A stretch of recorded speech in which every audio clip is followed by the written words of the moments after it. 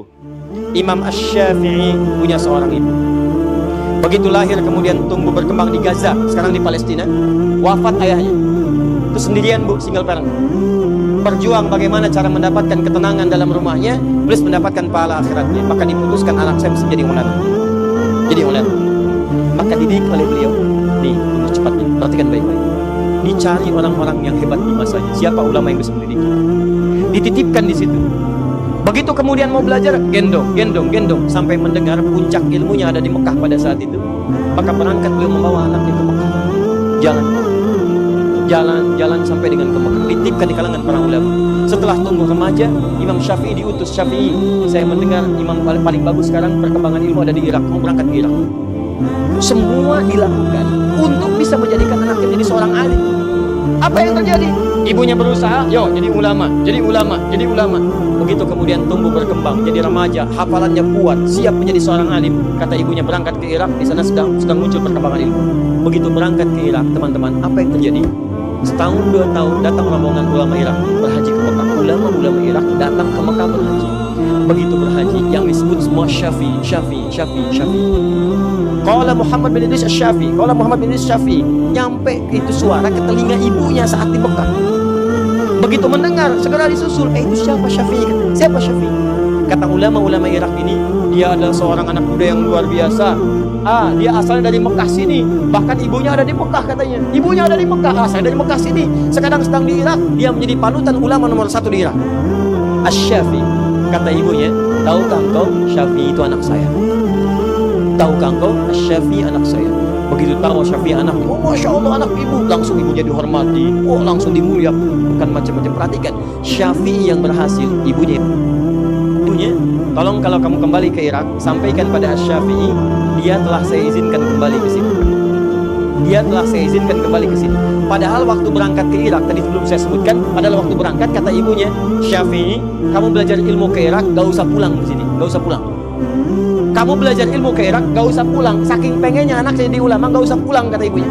Kesana aja. Begitu sudah mendengar Syafi'i jadi ulama, kata ibunya kepada ulama Irak, katakan pada Syafi'i, dia boleh pulang sekarang. Pada kalimat awalnya, gak usah pulang. Bahkan ada riwayat mengatakan, nanti aja ketemunya di surga di akhirat. Berangkat aja, nanti ketemu di surga di akhirat. Begitu mendengar anaknya sudah jadi ulama, silahkan pulang. Begitu disampaikan kepada Asy-Syafi'i di Irak, senangnya luar biasa. Kata Asy-Syafi'i, saya akan pulang. Begitu tahu akan pulang, mendengar guru besar akan pulang, semua orang-orang Irak itu menyiapkan bekal untuk Syafi'i. Ada yang ngasih unta, ngasih makanan, ngasih ini bekal sampai terkumpul 100 ekor unta. Plus dengan isi. Bayangkan, Asy-Syafi'i nggak pernah tercatat. Asy-Syafi'i pernah kerja di perusahaan A.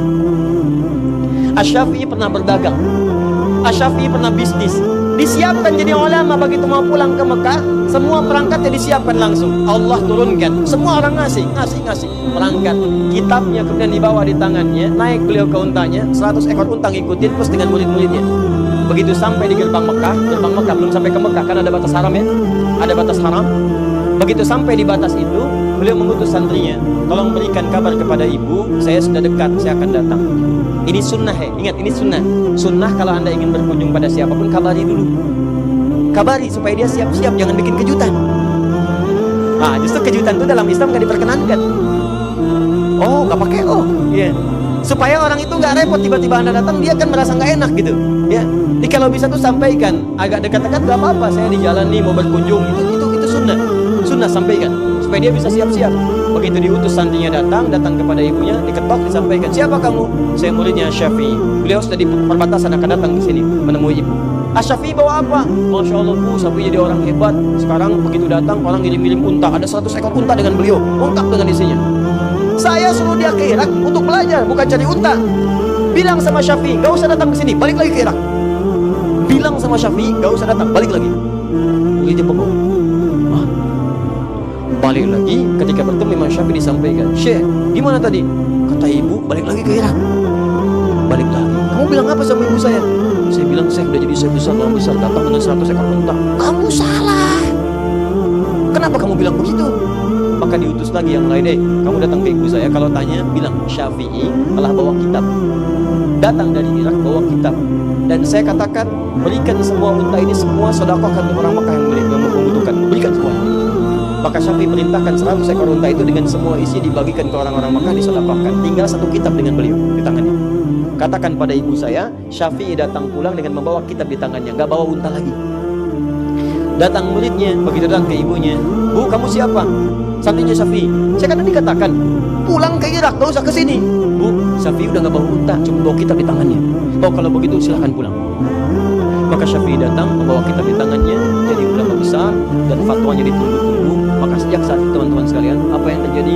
Ibunya sejahtera, kehidupannya pun tenang, dunianya nggak dipikirkan, semuanya dijamin. Allah langsung yang jamin, sangat dekatnya dengan Allah. Mau makan, makanan sudah ada, semua ragamnya ada. Mau minum, jenis minuman sudah ada yang halal-halal. Mau berangkat, kendaraan sudah ada. Nggak pesan, tiba-tiba kendaraan datang. Bayangkan, akhiratnya dapat, dunianya dapat, dan hidupnya pas butuh ada, pas datang. Mau haji, jalan akses dibuka semua. Yang datang ulama besar, akses dibuka semua. Mau berangkat, pengawalan ada, nyaman, gak usah repot, gak usah macam-macam. Alim ulama. Begitu melihat demikian suksesnya, ditiru oleh ibu yang lain. Ibunya ini adalah ibu seorang nanti muridnya Syafi'i yang kelak jadi ulama besar juga. Lahir tahun 163 Hijrah. Ibunya ini juga single parent, punya seorang anak namanya Ahmad, punya bapak namanya Habbal, dikenal dengan Ahmad bin Habbal. Ahmad bin Habbal itu Imam Ahmad muridnya Imam Syafi'i yang kelak kemudian jadi ulama besar, hafal 1 juta hadis. Imam Ahmad sama. Itu jangan dikira ibunya itu kalau musim dingin malamnya itu bu masak air bu malam-malam, single parent ibu bayangkan.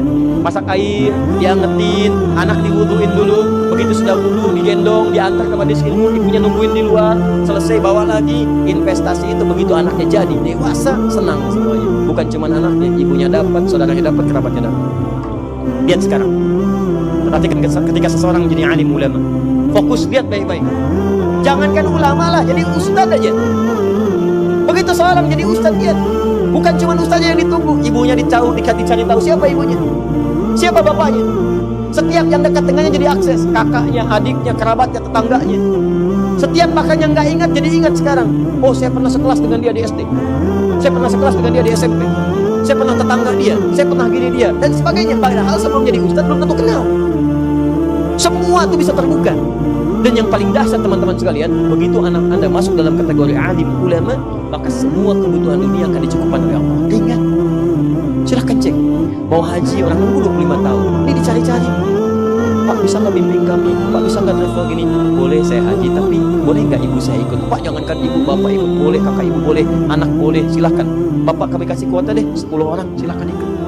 Orang nunggu 25 tahun, dia cuma nggak nunggu, ditawarin 10 orang boleh ikut. Saya ini ulama bukan, syekh bukan, ustadz ilmu masih dikit. Tiba-tiba ketemu dubes Saudi. "Syekh Adi, ini ada yang mau haji, terus gimana? Antum ikut ya, berangkat. Antum jadi amir."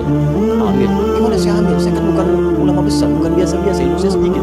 Pokoknya antum ikut." "Terus bagaimana dengan yang lain?" "Yang lain siapa? Saya punya ibu, saya punya kakak, saya diberikan 24 jatah." Anda bayangkan, saya ini ustadz kecil, ilmu masih sedikit, ulama juga bukan, saya juga bukan. Anda bayangkan, cuma berusaha untuk belajar sedikit-sedikit, dapat sedikit, dikasih jatah haji, plus 24 orang. Mari kami berangkat. Teman-teman dari Ahyar TV, ada yang ustadz, ada yang ini lagi, ada yang macam-macam, berangkat. Dan saya lihat, Masya Allah, ternyata teman-teman saya ustadz semua. Ustadz pulang dengan istrinya, ustadz pulang dengan ibunya, ustadz pulang dengan anaknya. Bayangkan, ternyata beliau itu dubes yang kemarin baik orang itu, Dr. Usama itu, baik orang. Ternyata beliau mengumpulkan satu gelombang khusus yang beliau kemudian apresiasi dari kalangan para ulama dan tokoh-tokoh yang punya jasa terhadap Islam. Diberangkatkan. Anda bayangkan, jikalau Anda ingin mendapatkan bagian kenikmatan, jadikan satu di antara anak-anak jadi ulama. Masa nggak ada yang jadi satupun?